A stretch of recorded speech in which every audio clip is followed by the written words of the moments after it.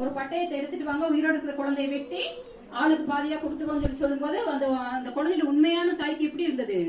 அவருடைய குடல் துடித்ததுன்னு சொல்லி போட்டிருக்கு. ஒரு தாய் பெற்ற பிள்ளை வெட்ட விடுவாளா? ஆனா இன்னொருத்தி என்ன சொல்றா? உனக்கு வேண்டாம் எனக்கு வேண்டாம், அதை என்ன செஞ்சுங்க, வெட்டி போடுங்க. அப்ப அந்த ஸ்டேட்மெண்ட்டை வச்சு சாலமன் கரெக்டா கணிக்கிறான், இவ்வளவுதான் ஒரிஜினல் தாயின்னு சொல்லிட்டு. அப்ப இது பாத்தீங்கன்னா எல்லா பக்கமும் பரவுது அவன் சொன்ன இந்த தீர்ப்பு. அப்பதான் ஜனங்கள் அறிந்து கொண்டாங்க, சாலமனுக்கு கர்த்தர் என்ன கொடுத்திருக்கிற ஒரு விசேஷித்த ஞானத்தை கொடுத்திருக்கிறார்ன்றது ஜனங்கள் அறிந்து கொண்டாங்க. இன்னும் கூட நீங்க அதை வாசிப்போனா 10ஆம் அதிகாரம் 23ஆம் வசனம் 24 வசங்களேன். பூமியின் சகல ராஜாக்களை பார்க்கிறோம். ராஜாவாகிய சாலமோன் ஐஸ்வர்யத்திலும் கனத்திலும் சிறந்தவனாயிருந்தான்.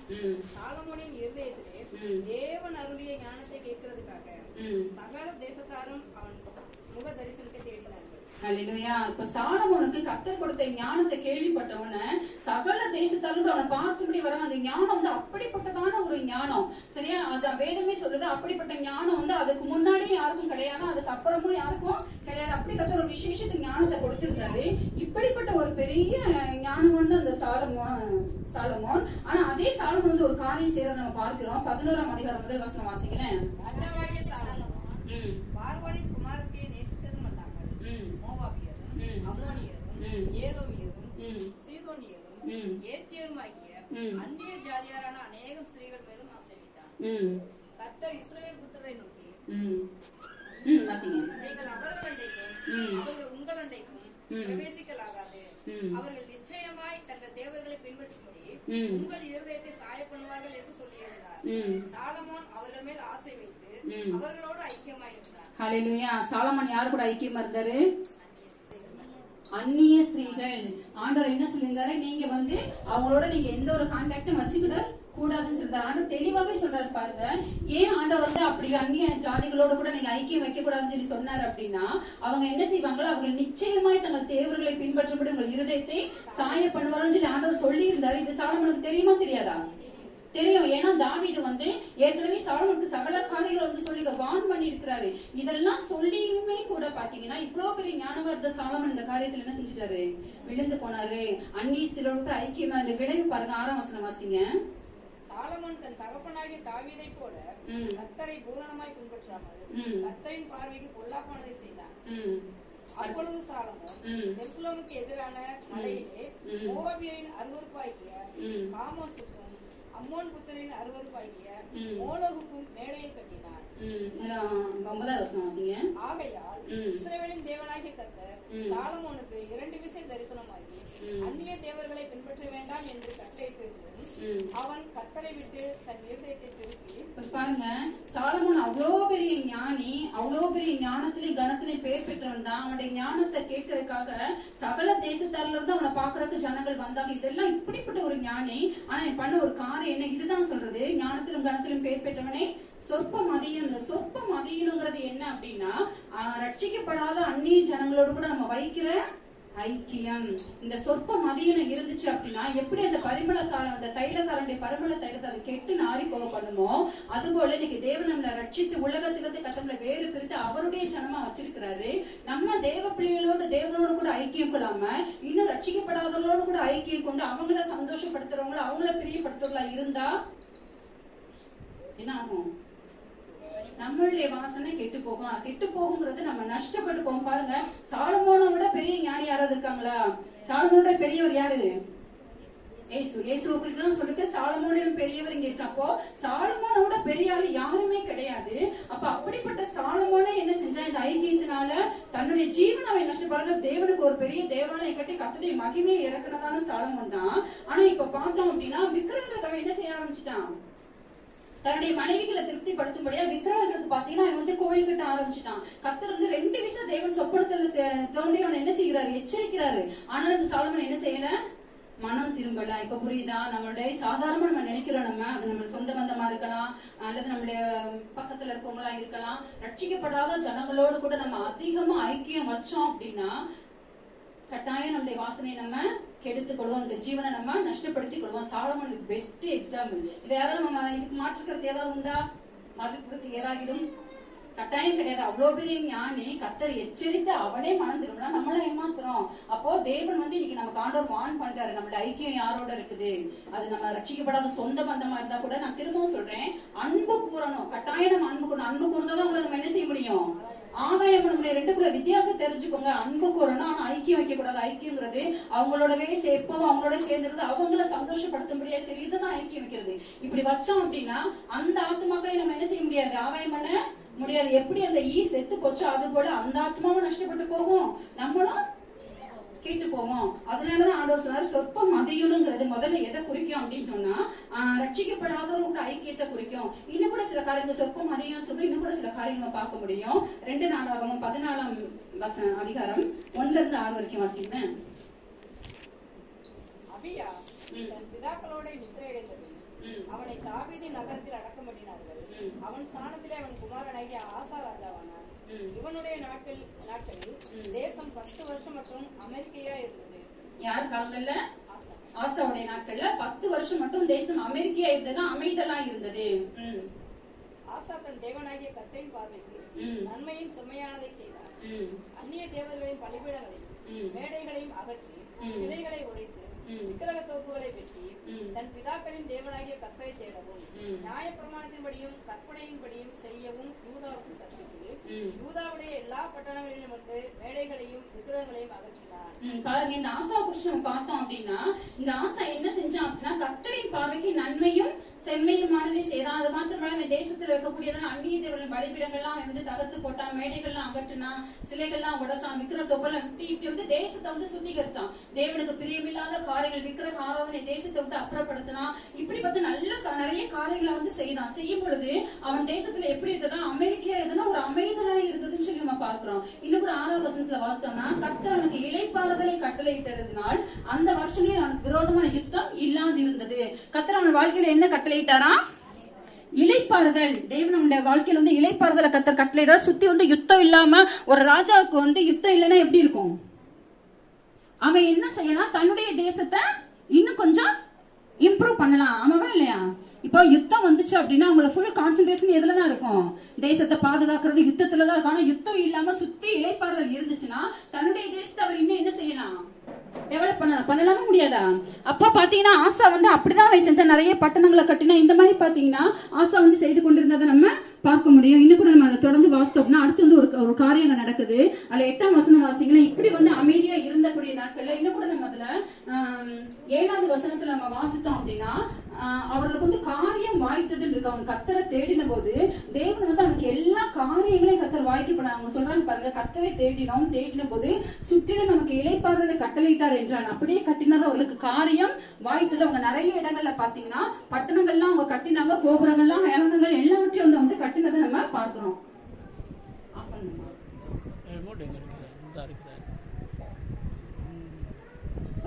ஆசா தேவனுக்கு பிரியமா வாழ்ந்த அந்த நாட்கள்ல கர்த்தர் அவனுடைய வாழ்க்கையில ஒரு சமாதானத்தை ஒரு இளைப்பாறுதலை தேவன் கட்டளையிட்டான்னு சொல்லி பார்க்கிறோம்.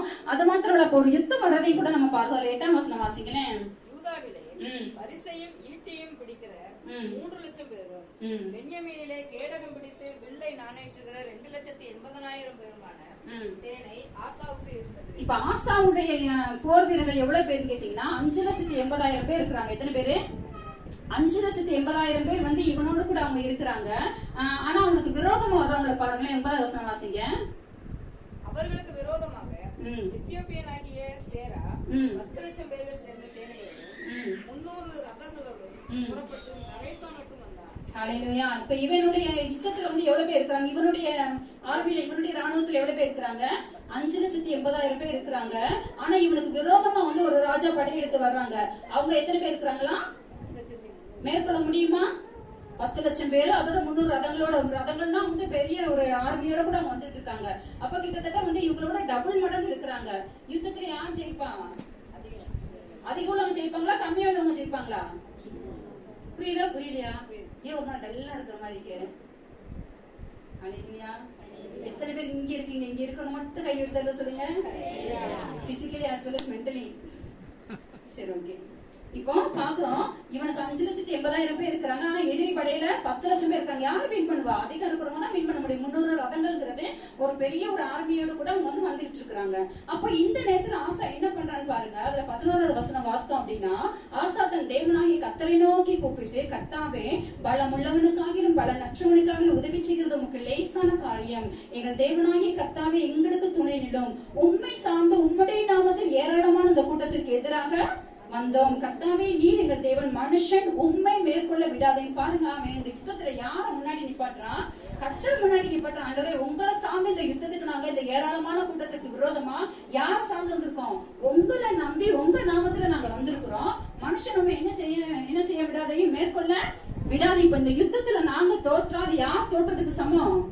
நீங்க. ஏன்னா உங்களை சார்ந்து நாங்க வந்திருக்கிறோம், மனுஷனை மேற்கொள்ள விடாதையும் சொல்லி ஆசை வந்து ஜெபம் பண்றான். அப்படி ஜெபிக்கும் போது என்ன நடந்தது? அதுல 12வது வசனம் வாசிங்க.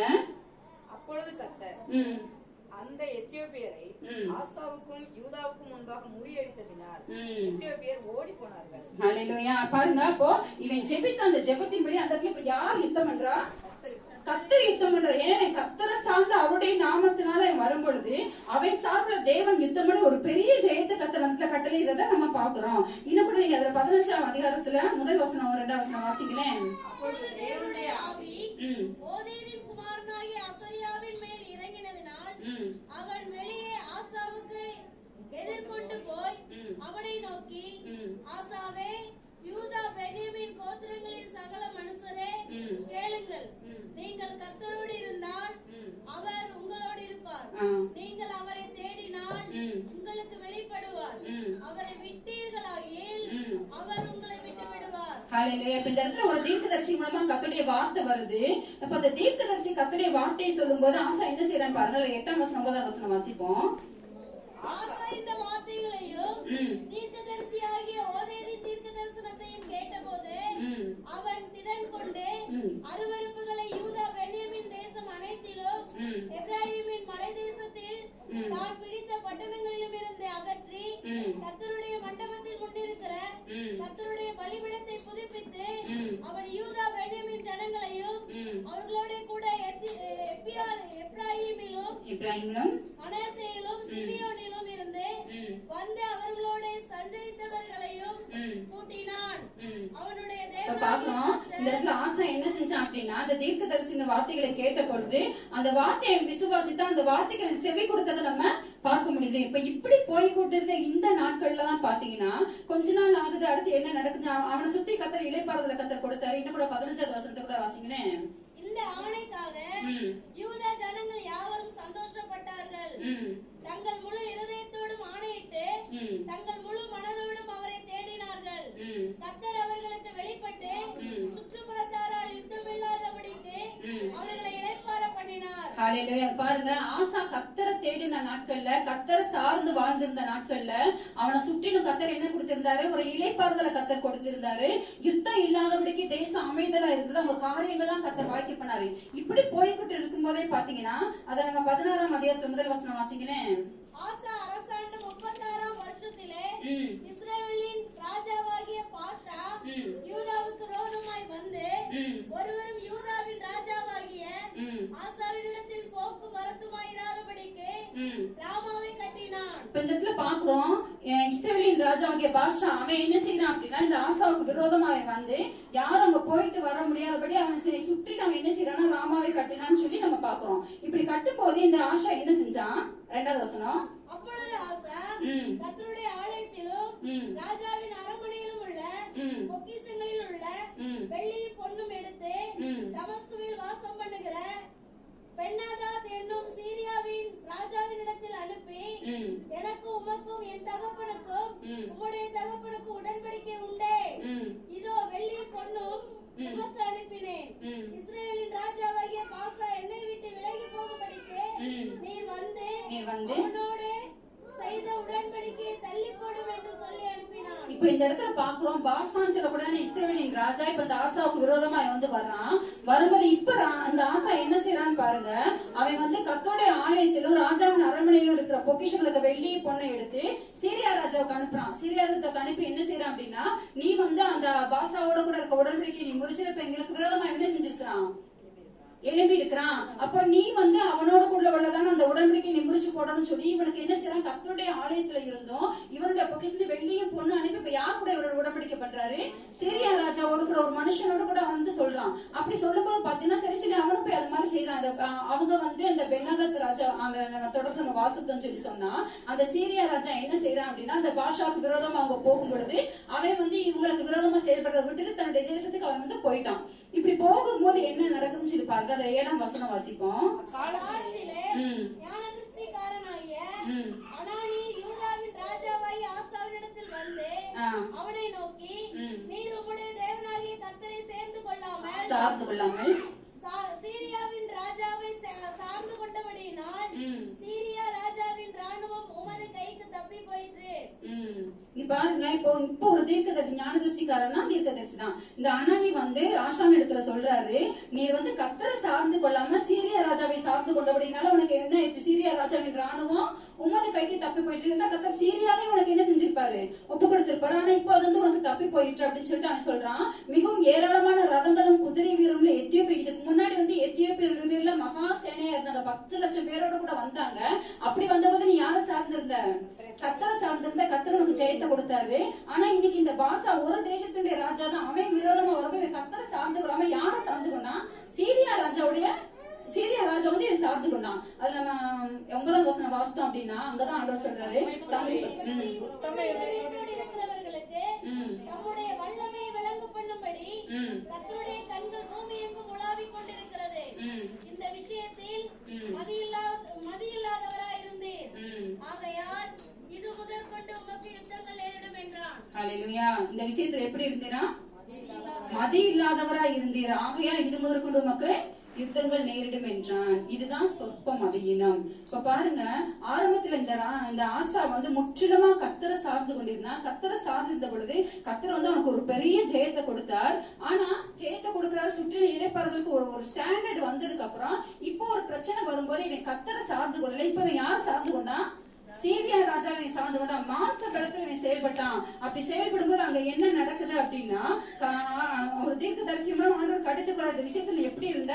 மதி இல்லாம இருந்த அப்படின்னு சொல்லி ஆண்டவர் கட்டி, அதனால வந்து தேவனுடைய வார்த்தை வரும், இது முதல் கொண்டு உமக்கு யுத்தங்கள் நேரிடும். அதுதான் சொற்ப மதியணும். பாருங்க, தேவனை சார்ந்து கொள்ள வேண்டிய நம்ம தேவனை சார்ந்து கொள்ளாம மாம்சத்தின்படி நம்ம செயல்பட்டோம்னா அதுதான் சொற்ப மதியணும். அப்படி நம்ம செயல்படுறது நம்முடைய வாழ்க்கையில என்ன நேரிடுது? டெய்லி பஞ்சாயத்து நம்ம பாஷையில சொன்னா இருக்கா இல்லையா? யாருக்கு காரணம்? நம்ம யாரும் வந்துக்கிறோம்? வேதம் சொல்லுது, மனுஷனுடைய மதியினம் அவன் வழியை தாறுமாறாக்கும் என்றாலும் அவன் மனம். பினிஷ் பண்ணுங்க. யாருக்கு வசனம் தெரியாதா? முக்கியமான வசனங்க. மனுஷனுடைய மதியினம் அவன் வழியை தாறுமாறாக்கும். நம்மளுடைய மதியினம், நம்ம புத்தியினமா செய்யற காரியம் நம்ம வழியை என்ன ஆக்கிருது? தாறுமாறாக்குமா. ஆனா அவனுடைய மனம் கர்த்தருக்கு விரோதமாய் தாங்கல. கர்த்தரை தேடி என்ன கண்டேன், நானும் ஜெபம் பண்ணி தான் பாக்குறேன், ஒன்னும் மாற மாட்டேங்குது. இப்ப இவ்வளவு பிரச்சனை தாறுமாறானதுக்கு காரணம் என்ன? நம்மளுடைய மதியினம். நம்ம மதியினத்தினால நம்ம வழியை நம்ம தாறுமாறாக்கிக்கிட்டு இப்ப மனசு யாருக்கு விரோதமா தாக்கல் அடையுது? நடக்கலையா? நம்ம பிரச்சனைகளை பார்த்து ஒரு போராட்டம். நீங்களும் ஒண்ணு என்ன சொல்றோம்? நானும் தான் கர்த்தரை தேடுறேன், நானும் தான் ஜெபம் பண்ணி பாக்குறேன். இப்ப யாருக்கு விரோதமா பேச ஆரம்பிச்சிடறோம்? கர்த்தருக்கு விரோதம். அதுதான் ஆசாவுடைய வாழ்க்கையில் நடந்தது. இது முதற்கொண்டு நமக்கு யுத்தங்கள் நேரிடும் சொன்னா. பாருங்க, இப்ப யுத்தங்கள் நேரிடும் ஒரு தீர்க்கதரிசி சொன்னோன்னு அடுத்த ஆசாவுடைய ரியாக்ஷன் எப்படி இருக்குன்னு பாருங்க. 10ஆவது வசனம். அதிநிமித்தம் ஆசா ஞானதிருஷ்டிக்காரன் மேல் சினந்து கடுங்கோபம் கொண்டு அவனை காவலறையிலே வைத்தான். இதெல்லாமலும் அக்காலத்தில் ஜனங்களுக்குள் சிலரை கொடூரமாய் நடப்பித்தான். இதுக்கு முன்னாடி கர்த்தருடைய வார்த்தை வரும்போது அந்த வார்த்தைக்கு கீழ்ப்படுத்தி செயல்பட்டதான் ஆசா. இன்னைக்கு வந்து அவனுடைய ஐக்கியம், இன்னைக்கு அவனுடைய மாம்சத்தை அவன் சார்ந்து கொண்டு அவனுடைய பாவங்கள் எப்படி மாறுதுன்னு சொல்லி பாருங்க. தீர்க்க தரிசனம் சொன்னா அந்த தீர்க்க தரிசனம் என்ன செஞ்சா? ஞானதிருஷ்டிக்காரன காவலறையில போட்டான், வந்து சிறையில போட்டான்னு சொல்லி நம்ம பார்க்கிறோம். அது மாத்திரத்துல ஜனங்களை சிலர் கொடூரமா நடப்பித்தானே. இன்னும் அந்த 12வது வசனத்தை நம்ம வாசித்தோம் அப்படின்னா, அவன் வாசிக்கல 12வது வசனம். 39ஆம் வருஷத்திலே தன் கால்களில் வியாதி கண்டு அவன் நோவு மிகவும் உக்கிரமாயிருந்தது.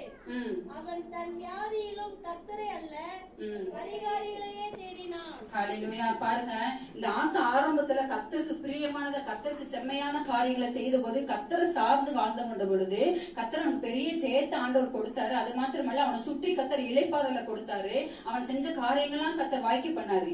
ஆனா அடுத்து பாத்தீங்கன்னா கொஞ்சம் பலப்பட்ட போது இப்ப என்ன செஞ்சுட்டான், இவனோட ஐக்கியம் யாரோட மாறிச்சு, மனுஷரை நம்பி மாம்சத்துல செயல்பட ஆரம்பிச்சான்.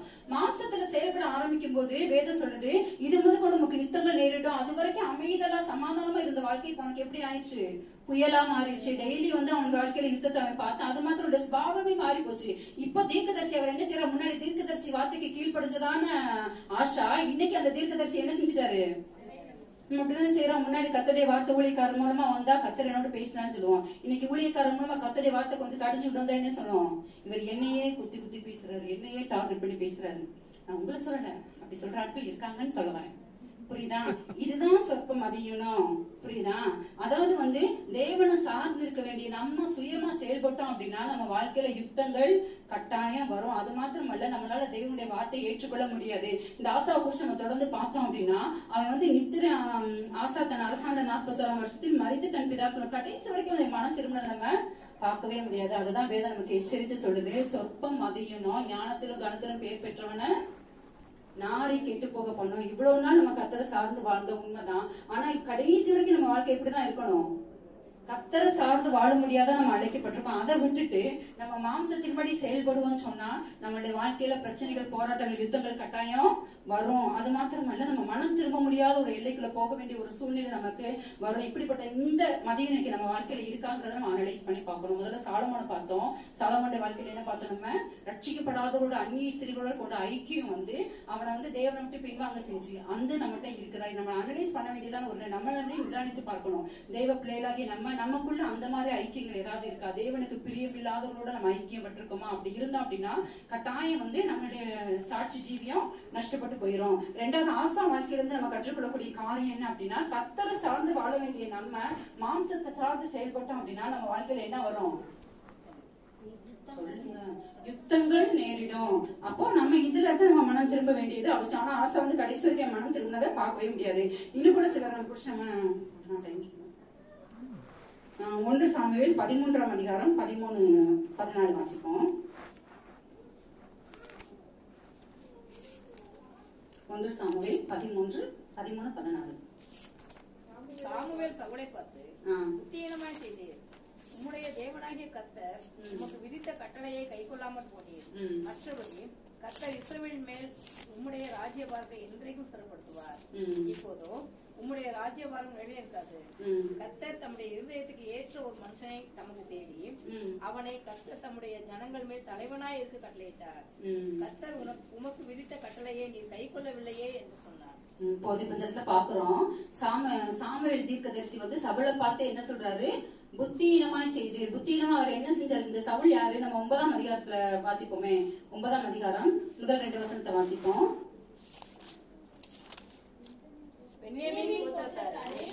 கீஸ் என்னும் பெயருள்ள மகா பராக்கிரமசாலியான ஒரு மனுஷன் இருந்தான்.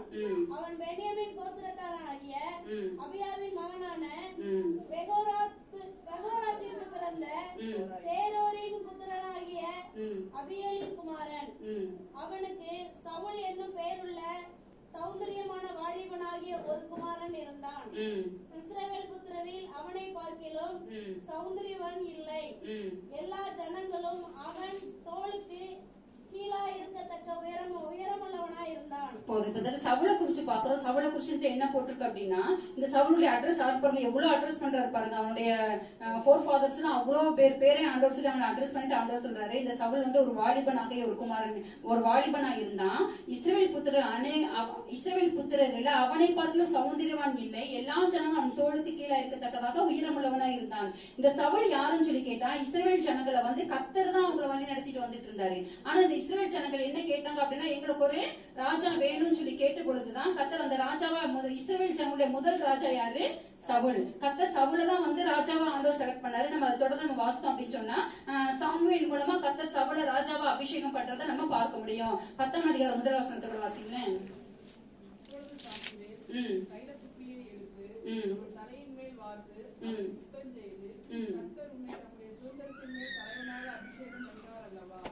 பாருங்க, இப்ப கர்த்தர் வந்து சாமுவேல் மூலமா அந்த சவுலை வந்து என்ன செய்யறாரு, அபிஷேகம் பண்றாரு. எப்படி அபிஷேகம் பண்ணாரு, ஒரு இஸ்ரவேலுக்கு ராஜாவா, ஒரு முதல் ராஜாவா கர்த்தர் வந்து இந்த சவுலை வந்து தேவன் அபிஷேகம் பண்றதை நம்ம பார்க்கிறோம். இந்த அபிஷேகம் பட்டதுக்கு அப்புறம் பாத்தீங்கன்னா அதுல 11ஆம் அதிகாரத்தை வாசித்தோம்னா, நாகாஸ்கிறதான ஒரு அம்மோனியன் வந்து அந்த ஜனங்களுக்கு, இந்த யாபீஸ் மனிதர்களுக்கு விரோதமா வந்து பேசுறான்.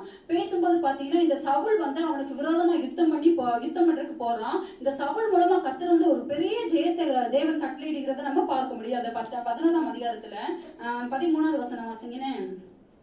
அதற்கு சவுல், இன்றைய தினம் ஒருவரும் கொல்லப்படலாகாது, இன்று கர்த்தர் இஸ்ரவேலுக்கு ரட்சிப்பை அருளினார் என்றார். பாருங்க, இந்த சவுல் மூலமா கர்த்தர் இஸ்ரவேலுக்கு என்ன செய்கிறாரு, ரட்சிப்பை அருளினார். தேவன் வந்து இந்த சவுல் மூலமா யுத்தத்துல கர்த்தர் ஒரு பெரிய வெற்றியை தேவன் வந்து கொடுக்கிறாரு. சாதாரண ஒரு மனுஷன் தான் சவுல், ஆனா கர்த்தர் அவனை இஸ்ரவேலில முதல் ராஜாவா தேவன் அபிஷேகம் பண்ணி அவன் மூலமா பாத்தீங்கன்னா இஸ்ரவேலுக்கு ஒரு பெரிய ஜெயத்தை தேவன் வந்து கட்டளையிடுறத நம்ம பார்க்க முடியும். இப்படி நடந்து கொண்டிருந்த இந்த நாட்கள்ல பாத்தீங்கன்னா அதிலே 13ஆம் அதிகாரத்தை நம்ம பார்க்கிறோம். அப்ப அந்த இடத்துல வந்து ஒரு யுத்தம் ஒண்ணு வருது. இந்த பெலிஸ்தர்கள் வந்து இஸ்ரவேலுக்கு விரோதமா ஒரு பெரிய சேனையா வந்து கூடி வந்துட்டு இருக்கிறாங்க. ஜனங்களுக்கு எல்லாம் வந்து ஒரு பயம், அந்த பெலிஸ்தர் வந்து ஒரு பெரிய சேனையா வந்த உடனே பாத்தீங்கன்னா சவுல் கூட இருந்த ஜனங்களுக்கு எல்லாம் என்ன வந்துச்சு, ஒரு யுத்தம் பண்றது ஒரு பயம் வந்துச்சு. அப்போ அந்த யுத்தம் பண்றதுக்கு முன்பதாக பாத்தீங்கன்னா சாமுவேலை வச்சு ஒரு பலி செலுத்திட்டு அதுக்கப்புறம் தான் யுத்தத்துக்கு போகணும் அப்படிங்கறதான ஒரு பிளான்ல எல்லாம் கூடி இருக்கிறாங்க. ஆனா இந்த பெலிஸ்தர்கள் அதிகமா வர்றத பார்த்தோம்னா சவுல் கூட இருந்த ஜனங்கள்லாம் என்ன ஆக ஆரம்பிச்சுட்டாங்கன்னா செதறி போக ஆரம்பிச்சுட்டாங்க. அப்ப அந்த இடத்துல சவுல் ஒரு காரியம் பண்றதை நம்ம பாக்குறோம். அதுல 13ஆம் அதிகாரத்துல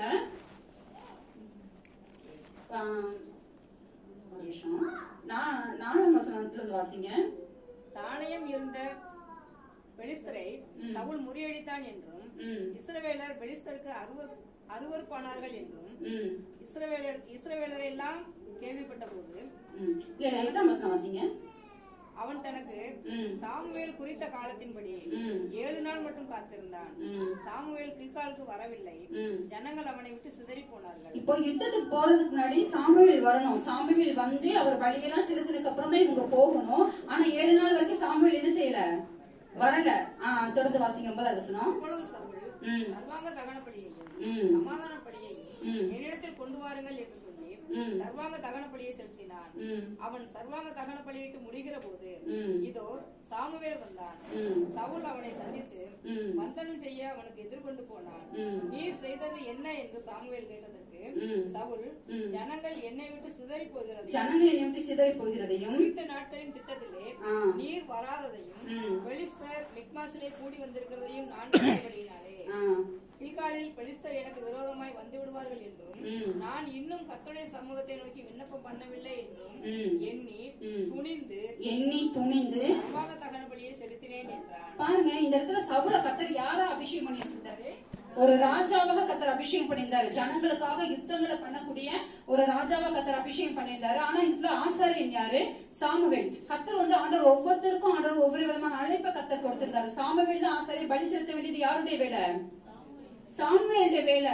அப்போ சாமுவேல் வர தாமதிச்ச உடனே இந்த சவுல் என்ன செய்யறாங்க, எண்ணி துணிந்து இருக்குது. கர்த்தர் வந்து ஒரு ராஜாவை அபிஷேகம் பண்ணா அவன் வந்து யுத்தங்கள் தான் பண்ணணும். ஆனா ஒரு ஆசாரியனுடைய வேலை அவன் செய்யக்கூடாது. கர்த்தர் அதுக்கு வந்து அனுமதிக்கல. ஆனா பாத்தீங்கன்னா ஒரு ராஜாவா இருக்கலாம் துணிந்து செய்யற. சாமுவேல் வர லேட் ஆச்சுட்டு இவே சர்வாங்க தகன பலிகளையும் சமாதான பலிகளையும் வந்து இருந்து செலுத்துறத பாக்குறோம். அப்படி செலுத்தும் போதுதான் கர்த்தருடைய வார்த்தை சாமுவேல் மூலமா வருது, புத்தியினமாய் செய்தி. நம்ம எல்லாருக்குமே பாத்தீங்கன்னா கர்த்தர் ஒவ்வொருத்தருக்கும் ஒரு அழைப்பை கர்த்தர் வச்சிருக்கிறாரு. நம்ம அந்த அழைப்புல நிலைநிற்க வேண்டியது ரொம்ப அவசியம். நம்ம அழைப்பை மாறி நம்ம செயல்படுவோம்னா அதுதான் என்னது, அதுதான் புத்தியினம். கர்த்தர் நம்ம எல்லாத்துக்கும் இப்ப நம்ம வந்திருக்கிறோம் அப்படின்னா யாரையுமே கர்த்தர் நோக்கம் இல்லாம தேவன் கொண்டு வரல. ஒவ்வொருத்தருக்கும் கர்த்தர் ஒரு அழைப்பு ஆண்டவர் கொடுத்திருக்கிறார். எல்லாத்துக்கும் ஆண்டவர் முழு நேர அழைப்பை கர்த்தர் கொடுக்கல. சிலர் கர்த்தர் ஊழியத்துக்காக ஜெபிக்கும்படி கர்த்தர் அழைச்சிருக்கிறார், தேசத்துக்காக ஜெபிக்கும்படி கர்த்தர் அழைச்சிருக்காரு. சிலர் கர்த்தர் சுவிசேஷம் சொல்லும்படி அழைச்சிருக்கிறாரு. சிலர் ஊழியத்தை தாங்கும்படி கர்த்தர் அழைச்சிருக்காரு. ஏதோ ஒரு அழைப்பு நம்ம எல்லாத்துக்குமே கட்டாயம் உண்டு. அப்ப இந்த தேவன் அழைச்ச இந்த அழைப்புல நம்ம என்ன செய்யணும், நிற்க வேண்டியது அவசியம். இந்த அழைப்பு மாறி நம்ம செயல்படுவோம்னு சொன்னா அதுதான் புத்தியினம். அப்படி புத்தியினமா செய்யறதுனால பாருங்க அது என்ன ஆண்டவர் என்ன சொல்றாருன்னு சொல்லி பாருங்க. உங்களுடைய தேவனாகிய கர்த்தர் உமக்கு விதித்த கட்டளையை கை கொள்ளாம போனீர், மற்றபடி கர்த்தர் இஸ்ரவேலின் மேல் தம்முடைய ராஜ்யபாரத்தை என்றைக்கு சொல்வார். இஸ்ரவேல்ல ராஜ்யபாரம் நிற்கும், இப்பொழுதோ உம்முடைய ராஜ்யபாரம் நிலைநிற்காது. கர்த்தர் தம்முடைய இருதயத்துக்கு ஏற்ற ஒரு மனசினை தமக்கு தேடி அவனே கர்த்தர் தம்முடைய ஜனங்களுமே தலைவனா இருக்க கட்டளையிட்டார். கர்த்தர் நமக்கு விதித்த கட்டளை நீர் கை கொள்ளவில்லை என்று சொன்ன இன்னைக்கு கர்த்தர் தேசத்துக்காக ஜெபிக்கும்படி கர்த்தருக்கு நம்மளை அழைச்சிருக்கிறாரு. நம்ம வந்திருக்கிற எல்லாருமே தேசத்துக்காக ஜெபிக்கும்படி நம்ம அழைக்கப்பட்டிருக்கிறோம். இந்த அழைப்புல நம்ம நிக்காம நம்ம வேற ஒரு அழைப்பு நம்ம உலகத்துக்கு, அதாவது நம்மளுடைய சொந்த வழியை நம்ம பார்க்கும்படி நம்ம போவோம் அப்படின்னு சொன்னா அதுதான் என்னது மதியம். அப்ப கர்த்தர் நமக்கு கொடுத்ததான் அந்த அழைப்பு நம்ம இணைச்சிருவோம், இழந்து போவோம். அந்த இடத்துக்கு கர்த்தர் இன்னொருத்தர் என்ன செய்வாரு கொண்டு வர. அண்டர்லைன் பண்ண வேண்டிய ஒரு வேர்டு அதுதான். கர்த்தருக்கு நம்ம எல்லாத்துக்குமே ஆண்டவர் ஒரு அழைப்பை கர்த்தர் கொடுத்திருக்கிறார். அந்த அழைப்பை நம்ம காத்து கொள்ளல, அந்த அழைப்பை மாறி நம்ம செயல்படுவோம்னு சொன்னா நஷ்டம் யாருக்குதான் வரும்? நமக்குதான் நஷ்டம். நம்ம இடத்துல கர்த்தர் என்ன செய்வாரு? வேற ஒருத்தரை கர்த்தர் கொண்டு வந்து நிறுத்த ஸ்தானத்தை நம்ம இழந்து போகக்கூடிய ஒரு சூழ்நிலை வரும். இது உண்மையிலே ஒரு மோசமான ஒரு காரியம் தான். நான் ஏற்கனவே சொன்னேன், கர்த்தர் உங்களை ஊழியத்துக்குன்னு சொல்லி அழைச்சிருந்தாலும் நம்ம எதுலதான் நிக்கணும்? ஊழியத்தை நிக்கணும். அதை விட்டு நான் உலக பிரகாரமா வேலை நான் செய்ய போறேன்னு சொல்லி போனோம் அப்படின்னா நம்ம ஸ்தானத்துல கர்த்தர் இன்னொருத்தர் கொண்டு வருவாரு. நம்மளுடைய பங்கை நம்ம என்ன செய்ய வேண்டியிருக்கும்? இழந்து போக வேண்டியது இருக்கும். அப்ப நம்ம ஸ்தானத்தை நம்ம காத்துக்கொள்ள வேண்டியது ரொம்ப அவசியம். நம்ம ஊழியத்துல நம்ம நிறைய பேரை நம்ம பார்க்கிறோம், சின்ன ஊழியம் தானே, சின்ன சபை தானே அப்படின்னு சொல்லிட்டு கர்த்தர் கொடுத்த அந்த அந்த அந்த இடத்த நிறைய பேர் என்ன செய்யறாங்க? மிஸ் பண்றாங்க. ஆமா அப்படின்னு சொல்லிட்டு அந்த அழைப்பு நஷ்டப்படுத்தி அவங்க காரியங்களை செய்யும் போது வரக்கூடிய நாட்கள்ல என்ன ஆகுதுன்னா அந்த இடத்துல கர்த்தர் இன்னொருத்தர் என்ன செஞ்சிருக்காரு? அதுதான் ஆண்டவர் சொல்றாரு, இஸ்ரவேல்ல ராஜ்யபாரம் என்றைக்கும் நிற்கும், ஆனா உன்னுடைய ராஜ்யம் நிக்காது. அப்ப ஓ ஸ்தானத்தை நீ என்ன செஞ்சிருக்கணும்? காத்து கொள்ளணும். இன்னைக்கு நம்ம ஸ்தானத்தை நம்ம இழந்து போனோம் அப்படின்னா நஷ்டம் யாருக்குதான்? சவுல் திரும்ப ராஜாவா வர முடிஞ்சா? கடைசிக்கும் கர்த்தர் அவனோட என்ன செய்யல? பேசவே இல்ல. உங்க ஸ்தானத்தை இழந்து போனதை நம்ம பாக்குறோம். இன்னைக்கு கர்த்தர் உங்களை எந்த ஸ்தானத்துல கர்த்தர் ஊழியத்துல வச்சிருக்கிறோம் அந்த ஸ்தானத்தை காத்துக்கொள்ள வேண்டியது ரொம்ப அவசியம். அந்த ஸ்தானத்தை விட்டோம் அப்படின்னா நம்ம வாழ்க்கையில மிகப்பெரிய ஒரு இழப்பை நம்ம சந்திக்க வேண்டியது இருக்கும். அதுதான் சவுளுடைய வாழ்க்கையில நம்ம கற்றுக்கொள்ளத காரியம். இப்ப இந்த இடத்துல சொற்ப மதியம்னு சொல்லி எதை சொல்றோம் அப்படின்னா நம்ம அழைப்பை நம்ம மாறுவோம்னு சொன்னா, அழைப்பை நம்ம நஷ்டப்படுத்தணும்னு சொன்னா நமக்கு அதனால நம்மளுடைய நிறைய இழப்புகளை நம்ம சந்திக்க வேண்டியது. இன்னும் கூட ஒரு ராஜாவுக்கு நம்ம பார்க்க முடியும். 2 நாளாகமம் 26 உசியா ராஜாவை குறிச்சு நம்ம பார்க்கிறோம். கொஞ்சம் சீக்கிரம் வாசிங்களே. 2 நாளாகமம் 26 முதல் வசனத்திலிருந்து 4ஆம் வசனம் வரைக்கும். அப்பொழுது யூதா ஜனங்கள் எல்லாரும் 16 வயதான உசியாவை அழைத்து வந்து அவனை அவன் தகப்பனாகிய அமத்சியாவின் ஸ்தானத்திலே ராஜாவாக்கினார்கள். ராஜா தன் பிதாக்களோட நித்திரையடைந்த பின்பு இவன் ஏலோதை கட்டி அதை திரும்ப யூதாவின் வசமாக்கி கொண்டான். உசியா ராஜாவாகிற போது 16 வயதாய் இருந்து 52 வருஷம் எருசலேமில் அரசராண்டான். எருசலேம் நகரத்தாலான அவன் தாயின் பேர் எக்கோலியா. அவன் தன் தகப்பனாகிய அமத்சியா செய்தபடியெல்லாம் கர்த்தரின் பார்வைக்கு செம்மையானதை செய்து. இந்த உசியா ராஜா என்ன பண்ணா? கர்த்தருடைய பார்வைக்கு செம்மையானதை செய்து வந்தான். தேவனுடைய தரிசனங்களில் புத்திமானாய் இருந்த சகரியாவின் நாட்களிலே தேவனை தேட மனதிணங்கி இருந்தான். அவன் கர்த்தரை தேடின நாட்களில் தேவன் அவன் காரியங்களை வாய்க்க செய்தார். பாருங்க, இந்த உசியா ராஜா கர்த்தரை தேடின நாட்கள்ல கர்த்தருடைய காரியங்களை கர்த்தர் வாய்க்கப்படாது. கர்த்தரின் பார்வைக்கு செம்மையானதை செய்து கொண்டா. இன்னும் இந்த உசியா குறிச்சு பார்த்தோம் அப்படின்னா அவனுடைய காரியங்கள் எல்லாமே ஜெயமா இருந்ததை நம்ம பார்க்க முடியும். இந்த உசியா எருசலேமிலே மூளைவாசல் மேலும் பள்ளத்தாக்கு வாசல் மேலும் அலங்கத்து கோடிகளும் கோபுரங்களை கட்டி அவைகளை பலப்படுத்தினார். ஒரு பட்டணத்துக்கு பாதுகாப்பே அதுதான், கோபுரங்களை கட்டி அதை பலப்படுத்துறது. அப்ப இந்த காரியங்கள்லாம் ஒரு வெள்ளாண்மை பிரியன்னு சொல்லி போடப்பட்டிருக்குது. இப்படி பாத்தீங்கன்னா அவன் கர்த்தருக்கு பிரியமான காரியங்களை செய்து கொண்டிருந்த நாட்கள்ல பாத்தீங்கன்னா அவனுக்கு எல்லா பக்கமும் ஒரு வெற்றி இருந்ததை நம்ம பார்க்கணும். நம்ம யுத்தத்துல பெரிய வெற்றி கிடைச்சு. இன்னும் கூட அந்த 2 நாளாகமம் 26 8ஆம் வசனம் வாசிக்கிறேன். அம்மோனியர் உசியாவுக்கு காணிக்கைகளை கொடுத்தார்கள். அவனுடைய கீர்த்தி எகிப்தின் எல்லை மட்டும் எட்டினது. அவன் மிகவும் பலம் கொண்டான். பாருங்க, இப்ப அவனுடைய கீர்த்தி, அவனுடைய புகழ் எங்கும் பரவுது. அந்த அளவுக்கு கர்த்தர் அவனை ஆசீர்வதிச்சிருந்தாரு. ஆனா இதே உசியா ராஜா ஒரு காரியம் பண்றான். 26ஆம் அதிகாரம் அதே அதிகாரத்துல 16வது வசனம் வாசிங்க. பலப்பட்ட போது தனக்கு கேடு உண்டாகும் மட்டும். அது 15 கூட வாசிங்களேன். கோபுரங்கள் மேலும் அலங்க கோடிகள் மேலும் நின்று அம்புகளையும் பெரிய கற்களையும் பிரயோகிக்கிறதற்கு நிபுணரான தொழிலாளிகள் கற்பித்த எந்திரங்களையும் அவன் எருசலேமில் உண்டாக்கினான். அப்படியே அவன் கீர்த்தி வெகு தூரம் பரம்பிற்று. அவன் பலப்படும் மட்டும் ஆச்சரியமாய் அவனுக்கு அனுகூலம் உண்டாயிற்று. ஹல்லேலூயா. கர்த்தர் அவனுக்கு அனுகூலமா இருந்தா. அவனுடைய காரியங்கள் எல்லாமே ஆச்சரியமா அவனுக்கு அனுகூலமாச்சு. காரியங்கள் எல்லாமே அவனுக்கு வாய்த்தது. அப்ப இப்படி இருந்த அந்த நாட்கள்ல அவன் காரியம் செய்யறான். அதுல 16 வாஸ்தம் அப்படின்னா பலப்பட்ட போது தனக்கு கேடு உண்டாகும் மட்டும் அவனுடைய மனம் மேட்டிமையாகி தன் தேவனாகிய கர்த்தருக்கு விரோதமாக மீறுதல் செய்து தூரப்பீடத்தின் மேல் தூக்கம் காட்ட கர்த்தருடைய ஆலயத்துக்குள் பிரவேசித்தான். பாருங்க, காரியங்களை செய்யும் போது கர்த்தர் அவனை ஆசீர்வதிச்சிருந்தாரு. அவனுக்கு யுத்தம் இல்லாம இருந்துச்சு. அவன் நிறைய பட்டணங்கள் கோபுரங்களை கட்டினா, ஒரு வெள்ளாமை பிரியினா, அவன் செய்த காரியங்கள் எல்லாத்தையும் கர்த்தர் வாய்க்கு பண்ணாரு. வேதம் சொல்லுது அவனுக்கு வந்து ஆச்சரியமாய் அனுகூலம் உண்டாயிட்டு. அப்ப எல்லா காரியம் கர்த்தர் நேர்த்தியா வாய்க்கு பண்ணிட்டு இருந்தாரு. இந்த நேரத்துல ஒரு காரியம் செய்யற என்னன்னா, அவன் பலப்பட்ட போது ஒரு காரியம் செய்யற என்ன அப்படின்னா, தூபம் காட்டுறதுக்காக கர்த்தருடைய ஆலயத்துக்குள் பிரவேசித்தான். சவுல் இதுதானே பண்ணா? தூபம் காட்டுறது யாருடைய வேலை? ஆசாரியனுடைய வேலை. வந்து ஒரு ராஜா இவன் வந்து யுத்தங்களை தான் நடத்தணும், ஜனங்களை விசாரிக்கணும், அதுதான் இவனுக்கு கொடுக்கப்பட்டதான் அழைப்பு. ஆனா இவன் ஒரு மீறுதல் பண்றான். என்ன அப்படின்னா, கர்த்தர் ஆசீர்வதிப்பா அவனுக்குள்ள ஒரு மேட்டிமை வந்துருச்சு. அப்ப ஆசாரியர்களை போல வந்து இவனும் கர்த்தருடைய ஆலயத்துக்கு தூபம் கட்ட பிரவேசிக்கிறார். அடுத்த வசனத்தை வாசிங்க. ஆசாரியனாகிய அசரியாவும் அவனோட கூட கர்த்தரின் ஆசாரியரான பராக்கிரமசாலிகளாகிய 80 பேரும் அவன் பிறகே உட்பிரவேசித்து ராஜாவாகிய உசியாவோடு எதிர்த்து நின்று, உசியாவே, கர்த்தருக்கு தூபம் காட்டுகிறது உமக்கு அடுத்ததல்ல. கர்த்தருக்கு தூபம் காட்டுகிறது உமக்கு உரியதல்ல. தூபம் காட்டுகிறது பரிசுத்தமாக்கப்பட்ட ஆரோனின் குமாரராகிய ஆசாரியருக்கே அடுக்கும். இது அவங்க செய்யக்கூடிய டியூட்டி. பரிசுத்த ஸ்தலத்தை விட்டு வெளியே போகும் மீறுதல் செய்தீர், இது தேவனாகிய கர்த்தராலே உமக்கு மேன்மையாக லபியாது என்றார்கள். அப்பொழுது உசியா கோபம் கொண்டான். அவன் தூப கலசத்தை தன் கையிலே பிடித்து ஆசாரியரோட கோபமாய் பேசுகிற போது, ஆசாரியருக்கு முன்பாக கர்த்தருடைய ஆலயத்திலே தூப பீடத்தின் முன் இருக்கிற அவனுடைய நெற்றியிலே குஷ்டரோகம் தோன்றிற்று. இப்ப ராஜாவுக்கு என்ன வந்துருச்சு? ஏன் வந்துச்சு? மீறுதல். கர்த்தர் வச்சதான ஸ்தானத்தை விட்டு மீறி செயல்படுறது. தேவன் சொல்லாத ஒரு காரியத்தை துணிஞ்சு தூபம் காட்டுகிறதுங்கிறது வந்து ஆசாரியர்களுக்குரியதான ஒரு காரியம். ஒரு ராஜா அதை செய்யக்கூடாது, தேவன் அதை அனுமதிக்கிறான். ஆனா இவனுக்குள்ள அந்த கர்த்தருக்கு பயப்படுற பயம் இல்லாம போச்சு. அதுதான் அந்த பலப்பட்ட போது ஆரம்பத்துல ரட்சிக்கப்பட்ட நாட்கள்ல தேவனுக்கு பயந்துதான் வாழ்றோம், தேவனை சார்ந்து கொண்டுதான் வாழ்றோம். அப்ப கர்த்தர் எல்லா காரியங்களையும் செய்யறாரு. ஆனா ரட்சிக்கப்பட்டு சில வருடங்கள் ஆகும்போது ஆட்டோமேட்டிக்கா மனசுக்குள்ள என்ன வந்துருது? துணிகரம். கர்த்தர் சொல்லாத காரியங்களை செய்கிறது, நம்மளுடைய காரியங்களை மீறி செய்கிறது. இப்படிப்பட்ட மீறுதல் செஞ்சதுனால அவனுக்கு என்ன வந்ததா? நெற்றியில குஷ்டரோகம் வந்தவே பட்டணத்துக்குள்ளே இருக்க முடியாது. ராஜா அரண்மனைக்குள்ள இருக்க முடியுமா? யோசிச்சு பாருங்க. ஒரு குஷ்டரோகம் எங்கதான் இருக்க முடியும்? பாளையத்துக்கு புறம்பதான் இருக்க முடியும். இப்போ ஒரு ராஜா அது வரைக்கும் வந்து அவனுக்கு வந்து ஒரு நல்ல ஒரு ஸ்டாண்டர்டா இருந்த ஒரு ராஜா தான். இன்னைக்கு கர்த்தருக்கு விரோதமா அவன் மீறுதல் செய்யும் போது மதியமா அவன் செய்த ஒரு காரியம் இன்னைக்கு வந்து பாத்தீங்கன்னா அவனுக்கு குஷ்டரோகம் வந்துருச்சு. அப்ப வந்து இங்க தொடர்ந்து இங்க வாசிக்க இந்த குஷ்டரோகம் வந்தவன அவனே வெளியே போக தீவிரப்பட்டான்னு சொல்லி நம்ம பாக்குறோம். பிரதான ஆசாரியாவும் சகல ஆசாரியரும் அவனை பார்க்கும்போது இதோ அவன் தன் நெற்றியிலே குஷ்டரோகம் பிடித்தவன் என்று கண்டு அவனை தீவிரமா அங்கிருந்து வெளிப்பட பண்ணினார். பாருங்க, ஒரு ராஜாவை துரத்துறாங்க குஷ்டரோகியானவன.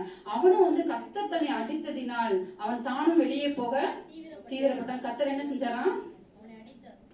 ஏன் சரி மீறுதல். இதுதான் சொற்பம் அதிகணும். இப்போ இவன் இப்படி பண்ணதுனால பாத்தீங்க அப்படின்னா அவன் கடைசி வரைக்கும் எப்படிதான் இருந்தான்? குஷ்டரோகியா தான் இருந்தா. அந்த உசியா அது மாத்திரம் இல்ல, அவன் அந்த 23வது வசனம் வாசிங்களேன். உசியா தன் பிதாக்களோட நித்திரையடைந்த பின்பு ஜனங்கள் அவனை குஷ்டரோகி என்று சொல்லி அவனை அவன் பிதாக்கள் அண்டையில் ராஜாக்களை அடக்கம் பண்ணுகிற இடத்துக்கு அருகான நிலத்திலே அடக்கம் பண்ணினார்கள். ராஜாக்களை அடக்கம் பண்ணக்கூடிய இடத்துல கூட உசியா ராஜா என்ன செய்யல? அடக்கம் பண்ணல. வந்து ஒரு குஷ்டரோகின்னு சொல்லிட்டு அது பக்கத்துல வந்து ஒரு தனியா ஒரு லேண்ட் வாங்கி தான் அவனை செஞ்சு அடக்கம் பண்ணாங்க. கர்த்தர் ஒரு மனுஷன் ஆசீர்வாதத்தை உயர்த்தி வச்சிருக்கும் போது அவனுக்குள்ள ஒரு மேட்டிமை வருது. மேட்டிமை வந்து இந்த மீறுதல் செய்யும் போது அந்த இடத்துல கர்த்தர் என்ன செய்கிறாரு? அடிக்கிறாரு. அவனுடைய சரீரத்துல ஒரு குஷ்டரோகம் வந்து கடைசியில் அந்த குஷ்டரோகம் அவனுக்கு மாறவே இல்லை. இறந்தும் கூட வந்து பிதாக்களுடைய கல்லறையில் அடக்கம் பண்ணப்படாம தனியா அடக்கம் பண்ணப்படுறதா பாக்குறோம். இதெல்லாம் என்னது? சொற்பம் அதிகம். எதுக்கு சொல்லிட்டு இருக்கோம்? நம்மள நம்ம அனலைஸ் பண்ணி பாக்கணும். இன்னைக்கு நம்ம வாழ்க்கையில நம்ம பாக்குறோம். ஆரம்பத்துல இயேசுவை தேடி இருப்பது நல்லா தானே இருந்தேன், சமாதானமா இருந்தேன், சுகத்தோட இருந்தேன், நல்லா இருந்தேன். ஆனா இப்ப பார்த்தா வாழ்க்கையில ரொம்ப பிரச்சனை, போராட்டங்கள், வியாதி, நிறைய பிரச்சனைகள் நம்ம வந்து சந்திக்கிறதுக்கெல்லாம் காரணம் என்ன? நம்மகிட்ட இருக்கிற சொற்பம் அதிகம். இதனாலதான் வந்து இவ்வளவு காரியங்களை வந்து நம்ம சந்தித்து கொண்டே இருக்கிறோம். இன்னும் கூட ஒரு காரியத்தை பார்த்து நம்ம இன்னும் ஒரு காரியத்தை பார்த்து முடிக்கலாம். இப்போ 1 நாளாகமம் ஒரு வசனம் மட்டும் வாசிப்போம், மற்றது நானே சொல்றேன். 2 சாமுவேல் 24ஆம் அதிகாரம் 1ல இருந்து 4 வரைக்கும் ஒரு சம்பவத்தை வாசிக்க முடியும்.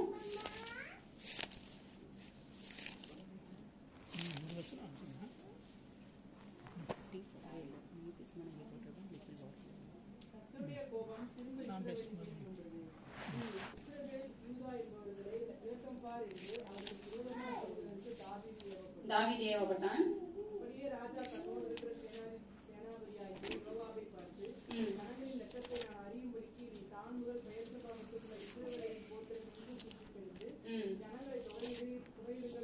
இப்போ தாவீதுக்கு இந்த இடத்துல திடீர்னு ஒரு எண்ணம் வருது. என்ன அப்படின்னா அதாவது வந்து நம்மகிட்ட வந்து போர் வீரர்கள் எல்லாரும் ஜனங்கள் யுத்தம் பண்ணக்கூடிய ஆட்கள் எவ்வளவு பேர் இருக்கிறாங்கிறத நம்ம தெரிஞ்சுக்கணும்னு அவனுக்கு ஒரு எண்ணம் வருது. இந்த எண்ணம் யார் கொடுத்த எண்ணம்?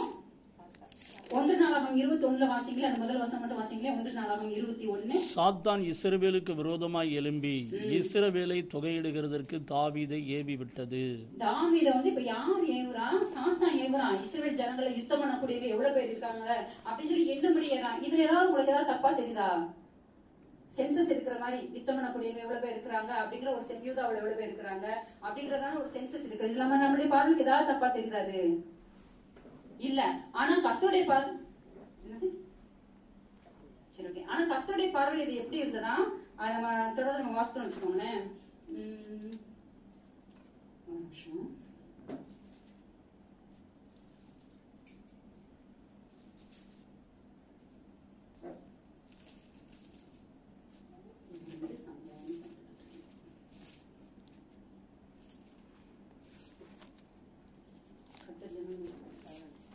ரெண்டு சாமுவேல் 21ஆம் அதிகாரம்.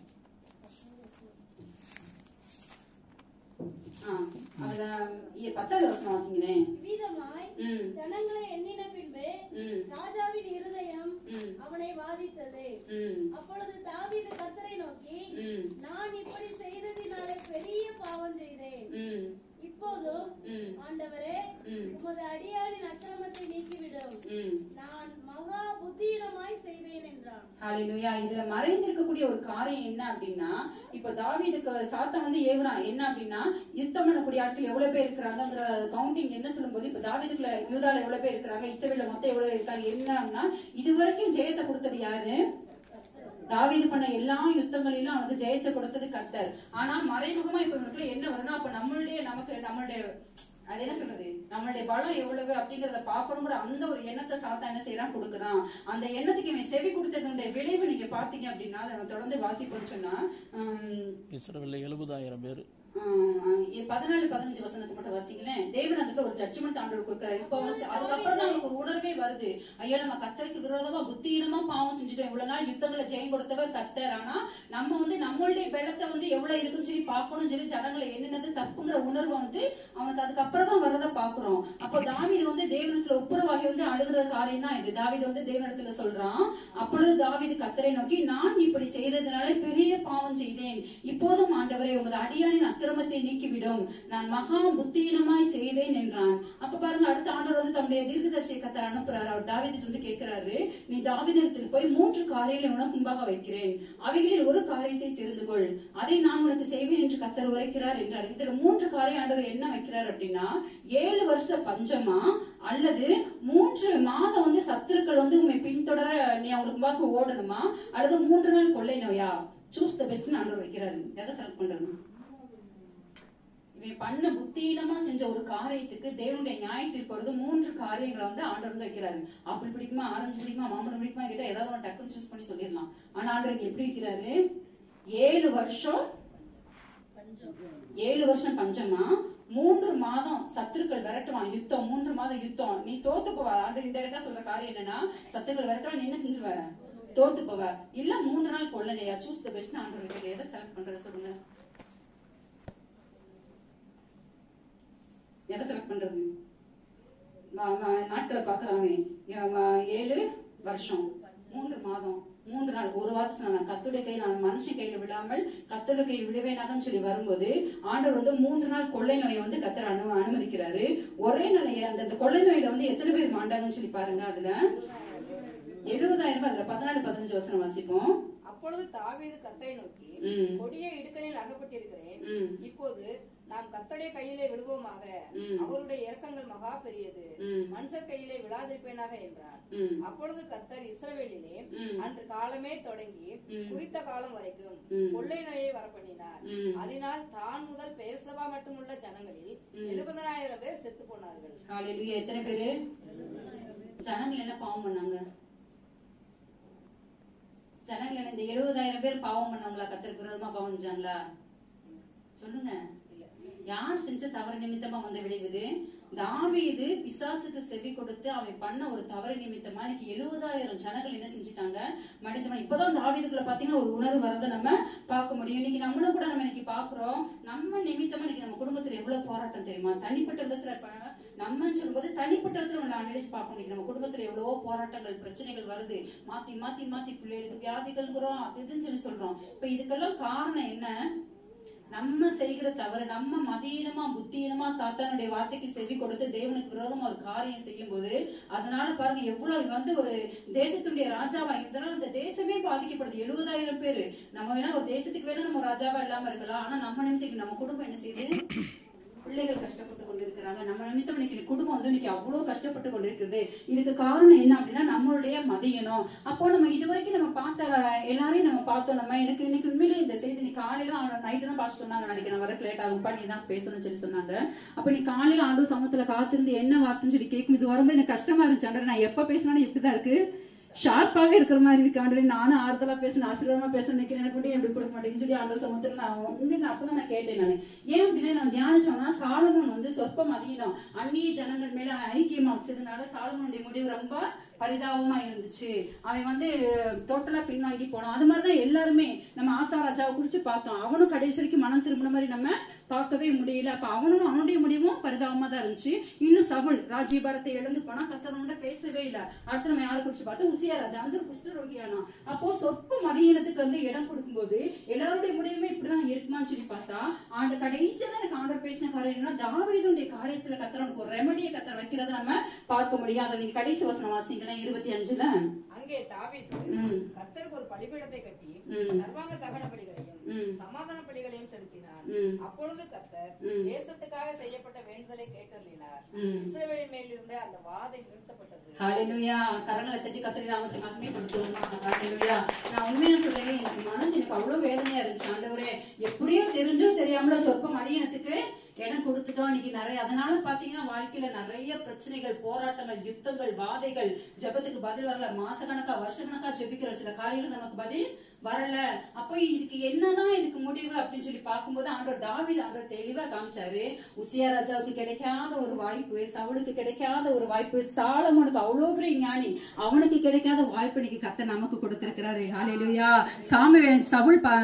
தாவீது பாருங்க, கர்த்தருக்கு அவன் சர்வ தேவனத்தை அறிக்கை பண்ண, ஆண்டவரே உமக்கு விரோதமா பாவம் செய்துன்னு சொல்லி அவன் அறிக்கை பண்றான். தேவனுக்கு அவன் பலி செலுத்துறான். பலி செலுத்தும் போது அப்பொழுது கர்த்தர் தேசத்துக்காக செய்யப்பட்ட வேண்டுதலை கேட்டர்லாம். இஸ்ரவேல் அந்த வாதை என்ன செய்தான்? நிறுத்தப்பட்டது. புத்தீனமா அவன் நடந்து கொண்டது நிமித்தமா அந்த வாதையை கர்த்தர் என்ன செய்கிறாரு? நிறுத்துறாரு. அவன் செய்கிற ஜெபத்தை கர்த்தர் கேட்கிறாரு. ஹல்லேலூயா. பாருங்க, இது உண்மையாவே இது ஒரு பெரிய வெளிப்பாடா எனக்கு தெரிஞ்சு. இன்னைக்கு தேவ சமூகத்துல வந்திருக்கிறோம். நம்மளுடைய மீறுதல், அதாவது நம்மளுடைய புத்தியினத்தினாலதான் இன்னைக்கு நம்ம வாழ்க்கையில் இவ்வளவு பிரச்சனைகள். நம்ம தேவனை நொந்து கொள்றதுல அர்த்தமே இல்ல. நம்ம செய்த சொற்ப மதியணும், அது எதுவா வேணா இருக்கலாம். சில காரியங்கள் நம்ம சிந்திச்சோம், ஒருவேளை ரட்சிக்கப்படாதோட ஐக்கியமா இருக்கலாம், அல்லது தேவனை சார்ந்து கொள்ளாம சுயமா செயல்பட்டது நிமித்தமா இருக்கலாம், அல்லது நம்ம அழைப்ப நம்ம மாறி நம்ம நடந்திருந்திருக்கலாம், அல்லது கர்த்தருக்கு விரோதமா ஏதோ ஒரு காரியத்துல மீறுதல் செஞ்சுக்கலாம். ஏதோ ஒண்ணு தப்பு யாரு மேல இருக்குது? நம்ம மேல இருக்கிற இந்த சொற்ப மதியினத்தினாலதான் இன்னைக்கு நம்ம இவ்வளவு பிரச்சனைகள், இவ்வளவு வாதையை சந்திச்சு கொண்டிருக்கோம், இவ்வளவு பிரச்சனைகளை சந்திச்சு கொண்டிருக்கிறோம். ஆனா அவங்களுக்கு எல்லாம் பாத்தீங்கன்னா ஆண்டவர் ரெமெடி கொடுக்கவே இல்லை. இன்னைக்கு கர்த்தர் நமக்கு சவுலுக்கு, அதாவது தாவீதுக்கு கர்த்தர் கொடுத்தது போல இன்னைக்கு நீங்க தேவ சமூகத்துல இந்த சொற்ப மதியனத்தை நீங்க அறிக்கையிட்டு தேவன் நம்ம உண்மையா மனம் திரும்பணும் அப்படின்னா கர்த்தர் நம்ம வாதையை என்ன செய்வாரா? நிறுத்துவார். தேசத்துக்கா இது வரைக்கும் நம்ம ஜெபத்துக்கு பதில் வரல நினைச்சிட்டு இருந்தோம் பாத்தீங்களா? இன்னைக்கு நீங்க தேவனுக்குள்ள உண்மையா மனம் திரும்பணும் அப்படின்னா நம்ம ஜெபத்துக்கு கர்த்தர் பதில் கொடுக்கிற தேவனா இருக்கிறாரு. ஹல்லேலூயா. எத்தனை பேர் விசுவாசிக்கிறீங்க? ஜோமனமா நம்ம தெய்வ சமுத்திரம் முழங்கார் படிடுவோமா? தயவு செய்து தேவ பிள்ளைகள் உண்மையான ஆண்டோட நீங்க மன்னிப்பிக்கல. உங்களுக்கு நிறைய கேள்விகள், நான் நல்லா தானே ஜோமட்டேன், நல்லா தானே கத்தரை தேடுறேன், ஏன் என் வாழ்க்கையில் இந்த பிரச்சனை மாற மாட்டேங்குது, எனக்கு ஏன் மேலும் மேலும் இப்படி வருது? கத்த தெளிவா சொல்ற, அதுக்கு காரணம் கத்தர் இல்ல, நீங்க தான் அதுக்கு காரணம். சொற்பம் மதியனம், ஏதோ ஒரு காரியத்துல மதியனமா நம்ம நடந்து கொண்ட அந்த காரியம் தான் இன்னைக்கு நம்ம வாழ்க்கையில இவ்வளவு யுத்தங்கள், இன்னைக்கு நம்ம வாழ்க்கையில இவ்வளவு வாதி இழப்புகள். பாருங்க, 70,000 பேர் செத்து போனாங்க. அதை திரும்ப நம்ம மீட்டு கொண்டு வர முடியுமா? அது போலதான் மீட்க முடியாத அளவுக்கு இன்னைக்கு நிறைய நிறைய இழப்புகள், வாதைகள், பிரச்சனைகள், ஜெபத்துக்கு பதில் வரலன்னு சொல்லி அங்கலாய்ப்புகள், இதுக்கெல்லாம் காரணம் நம்மளுடைய மதியினம் தான். கர்த்தர் தாவீதுக்கு கர்த்தர் எப்படி ஒரு சான்ஸ் கொடுத்தாரோ, இந்த சான்ஸ் சவுலுக்கு கிடைக்கல, ஆசாராஜுக்கு கிடைக்கல, உசியாவுக்கு கிடைக்கல, சாலமோனுக்கு கிடைக்கல, ஆனா தாவீதுக்கு கர்த்தர் ஒரு வாய்ப்பு கொடுத்தாரு. அதுபோல இன்னைக்கு தேவ சமூகத்துல கூடி வந்திருக்கிற உங்களுக்கு கர்த்தர் ஒரு வாய்ப்பு கொடுக்கிறார். தேவ சமூகத்துல உண்மையா அறிக்கையிட்டு, என்னுடைய மதியினத்தினாலதான் இவ்வளவு யுத்தங்கள், என்னுடைய மதியினத்தினால இவ்வளவு இழப்புகள், இன்னைக்கு என்ன மன்னிங்க ஆண்டவரே சொல்லி தேவனுக்கு இங்க ஒப்பு கொடுத்து ஜெபம் பண்ணீங்க அப்படின்னா, எப்படி கர்த்தர் தாவீது ஆண்டவரை மன்னிச்சு வாதையை நிறுத்தினாரோ, ஜெபத்துக்கு பதில் கொடுத்தாரோ, அதுபோல இந்த நாளிலே கர்த்தர் உங்களுக்கு ஜெபத்துக்கு தேவன் பதில் கொடுக்க வல்லவராயிருக்கிறார். தொடர்ந்து ஜெபம் பண்ணுவோமா? ஹல்லேலூயா. கர்த்தர் நம்மோடு கூட பேசி இருக்கிறார். தேவ பிள்ளைகளை, நம்முடைய சொற்ப மதியினத்தை தேவனிடத்துல நம்ம மன்னிப்பு கேட்கும் போது கர்த்தர் மனம் இறங்குகிறார். 2 காரியத்தை தாவீது செய்தான். 1, அவன் சர்வாங்க தகன பலி செலுத்தினான். 2, அவன் சமாதான பலி செலுத்தினான். நம்ம சர்வாங்க தகன பலி என்பது இனி முழுமையாக நான் உண்மையே சார்ந்து கொள்வேன் என்று அறிக்கையிடுவதை குறிக்கிறது. 2வது சமாதானம். நாம் தேவனோடு கூட நம்முடைய மீறுதல்களை அறிக்கை பண்ணி மன்னிப்பு கேட்கும் போது கர்த்தர் அந்த கிருபையை நமக்கு தருகிறார். எல்லாரும் கண்களை மூடி, சப்பா என்னோடு பேசினீரே, உங்களுடைய பலிபீடத்தில் நான் அர்ப்பணிக்கிறேனப்பா, எனக்கு கிருபை தாங்கன்னு சொல்லுங்க பார்க்கலாம். அப்பா என்னை முழுவதும் அர்ப்பணித்தேனையா, உயிரோடு இருக்கும் நாளெல்லாம் உமக்கு சொந்தமையா. அப்பா என்னை முழுவதும் அர்ப்பணித்தேனையா, உயிரோடு இருக்கும் நாளெல்லாம் உமக்கு சொந்தமையா. அர்ப்பணித்தேன், நான் அர்ப்பணித்தேன், அர்ப்பணித்தேன், நான் அர்ப்பணித்தேன், என் ஆவி ஆத்மா சரீரம் அர்ப்பணித்தேன், என் ஆவி ஆத்மா சரீரம் அர்ப்பணித்தேன். அப்பா என்னை முழுவதும் அர்ப்பணித்தேன். ஒரு நிமிடம் நம்மளை யோசித்து பார்ப்போமா? யாராவது அந்நிய அக்கினியோடு அந்நிய நபர்களோடு ஐக்கிய வைத்திருந்தால் என்னை ஒரு விசை மன்னியும் ஆண்டவரே அப்படின்னு வலது கரத்தை உயர்த்தி சொல்லுங்க பார்க்கலாப்பா. நான் சாலமோனை போல தேவையில்லாத நபர்களோடு, ரட்சிக்கப்படாதவங்களோடு ஐக்கிய வைத்திருந்தால் என் பாவத்தை மன்னி. அது நிமித்தம் வந்த இழப்புகள் இன்றைக்கு மாறட்டும். சொல்லுங்க பார்க்கலாம். அந்நிய நபர்களோடு நான் ஐக்கிய வைத்தது நிமித்தமாக வந்த இழப்புகள் இன்றைக்கு உமது ரத்தத்தினால கழுவி, இந்த புத்தியினத்தை கழுவி, அப்பா உமது ரத்தத்தினால கழுவி மன்னித்து இந்த புத்தியினத்தை மாற்றி அது நிமித்தமாக வந்த இழப்புகளை இன்றைக்கு நான் திரும்ப பெற்றுக்கொள்ள எனக்கு கிருபை தாரும். கேளுங்க பார்க்கலாம். கிருபை தாரும். கேளுங்க பார்க்கலாம். ஏசப்பா சகோதரனே சகோதரி, நீ வாயை திறந்து ஜெபம் பண்ணா மட்டும்தான் இயேசு அற்புதம் செய்வாரு. நீ மௌனமா இருந்தானே இயேசு ஒண்ணுமே செய்ய மாட்டாரு. சொல்றத வாயை திறந்து கவனமா கன்ஃபஸ் பண்ணு, அப்பதான் கர்த்தர் பலன் தர முடியும். வாயை திறந்து நீங்க சொல்லணும், நாங்க சொல்றது அப்படியே சொல்லணும். பாஸ்டர் சொல்லிக்கிட்டு இருக்காரு அப்படின்னா ஒண்ணுமே நடக்காது. பிறகு ஏசப்பாட வாயை திறந்து, ஏசப்பா நான் தேவையில்லாத நபர்களோடு ஐக்கிய வைத்திருந்த என் பாவத்தை மன்னியோ அப்பா, அது நிமித்தம் அந்த இழப்புகள் இன்றைக்கு மாறட்டும். நான் இழந்ததை திரும்ப பெற்றுக்கொள்ள எனக்கு கிருபை தாங்க. கேளுங்க பார்க்கலாம். சோதரம் சோதரம் சோதரம் ஆசாவை போல உம்மை சார்ந்து கொள்ளாமல் மதியினமாய் செயல்பட்ட பாவத்தை மன்னிங்கப்பா. இந்த சொற்ப மதியினத்தை மன்னிய சொல்லுங்க பார்க்கலாம். என்னுடைய சொற்ப மதியினத்தை மன்னிய. கணவனார், என் பிள்ளைகள் செய்த சொற்ப மதியினத்தை மன்னியோ சொல்லுங்க பார்க்கலாம். சொற்ப மதியினத்தை மன்னிங்க. என் கணவனாரும் நானும் என் முப்பிதாக்களும் செய்த அப்பா சொற்ப மதியினத்தை மன்னிங்கப்பா. சொல்லுங்க பார்க்கலாம். இன்னைக்கு இப்படி ரத்தத்தால கழுவி அப்பா நாங்க இழந்து போன அனைத்தையும் திரும்ப பெற்றுக்கொள்ள கிருபை தாங்கப்பான்னு சொல்லுங்க பார்க்கலாம்.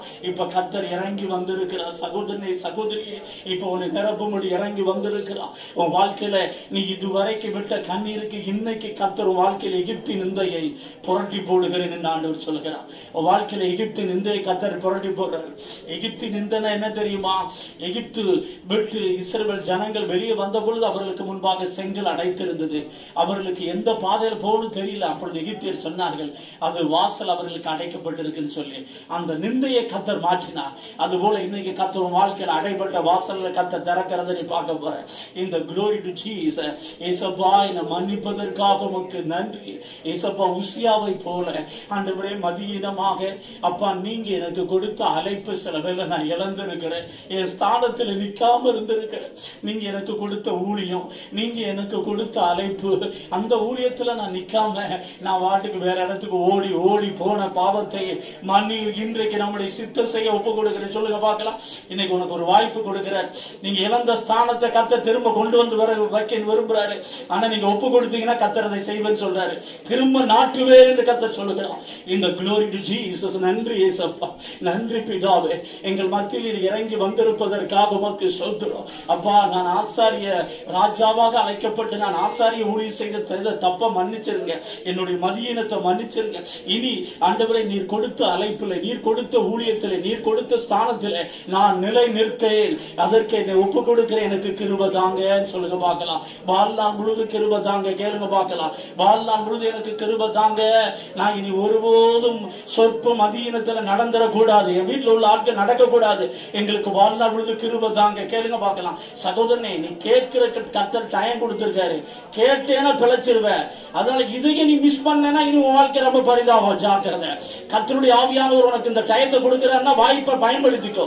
வாயை திறந்து ஜெபம். ஆண்டவரே, கணவனார் நான் என் பிள்ளைகள் செய்த புத்தியீனத்தை மன்னிங்கன்னு சொல்லுங்க பார்க்கலாம். மன்னிங்க பாவமுடைய ரத்தத்தால் எங்களை கழுவும் ஆண்டவரே. எங்களை கழுவுவதற்காக மக்கள் சோதரும், எங்களை கழுவுவதற்காக மக்கள் சோதரும். அதுபோல ஆண்டவரே சோதரம் சவுல் ராஜாவை போல புத்தியீனமாக செய்த பாவத்தை மன்னிங்க. காத்திருக்க வேண்டிய நேரம் காத்திருக்காம ஆண்டவரே அவசரப்பட்டு நாங்களா செயல்பட்டு இருக்க நிறைய வேலைகள்ல உமக்கு காத்திருக்காம, உம்முடைய வார்த்தைக்கு காத்திராம, உம்முடைய வார்த்தையை நாங்க அசட்டை பண்ணோம். சவுல் செய்த ஒரு பெரிய பாவம் புத்தின்னு என்ன தெரியுமா?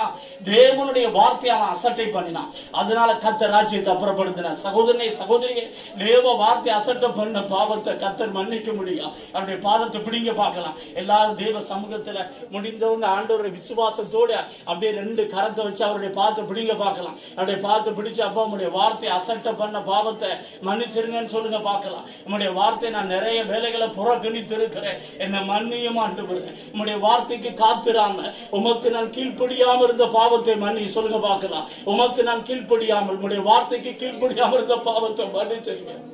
இந்த புத்தியீனமான காரியத்தை மன்னிச்சிருக்கப்பா. இந்த புத்தியீனமான காரியத்தை உமது ரத்தத்தினால கழுவி சுத்திகரிச்சிருக்க.